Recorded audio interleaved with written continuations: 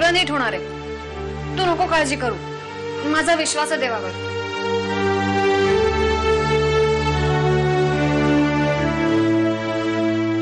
हो, सगळं नीट होईल, सगळं नीट होईल. तुझ्या केसाला जरी धक्का लागला ना तरी मी जीव देईन.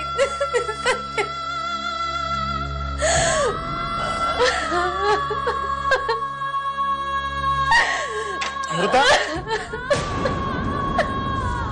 रडते?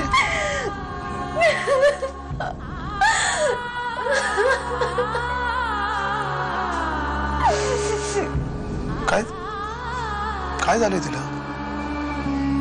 ती रडते काय?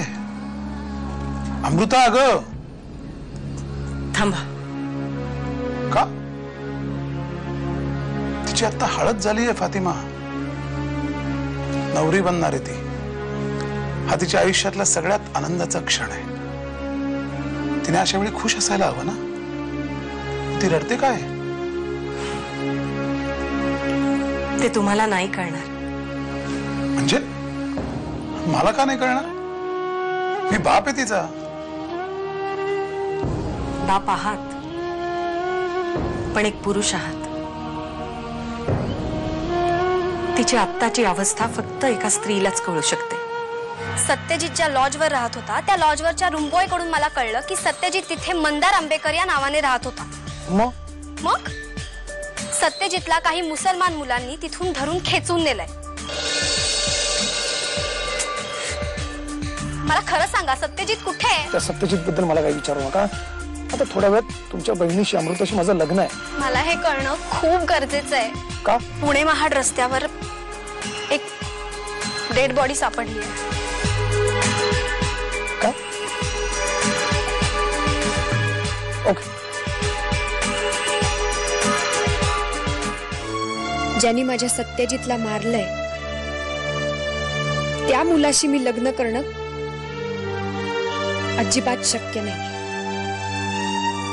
माझ्या सत्यजितच्या खुन्याची बायको होण्यापेक्षा मी या आयुष्यातून मुक्त होणं पसंत करेन. सत्यजित, तुझ्यावरचं प्रेम सिद्ध करण्याची, तुझ्या प्रेमाची परतफेड करण्याची पाळी आज माझी आहे. पुणे महाड रस्त्यावर एका मुलाची डेड बॉडी सापडली आहे. काय झालं ते मी बघतो आणि तुम्हाला कळवतो. लवकर लवकर, लगेच कळव मला.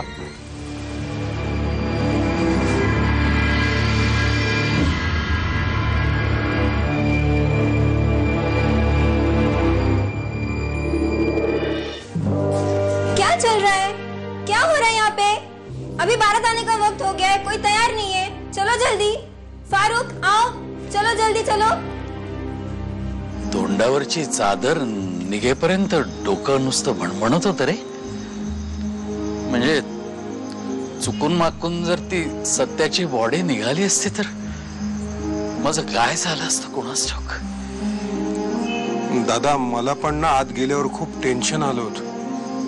पण माझी खात्री होती की बॉडी सत्याची नसणार, आणि तसंच झालं नाही का?